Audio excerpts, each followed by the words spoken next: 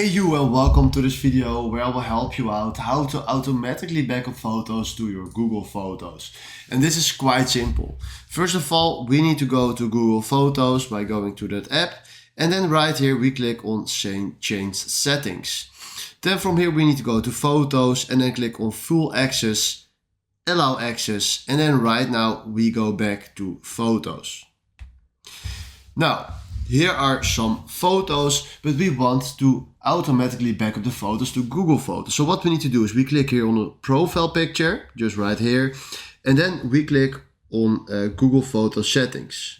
Then from here we click on backup, and then right here make sure that we turn on backup.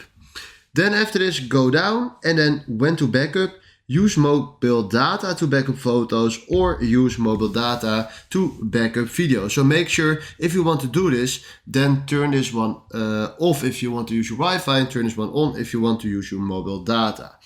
Then right now he will automatically backup the photos to or Google Photos, and this is exactly how you can do this. Alright, if you found this video helpful, please consider subscribing and give this video a like, and then for now, thanks for watching.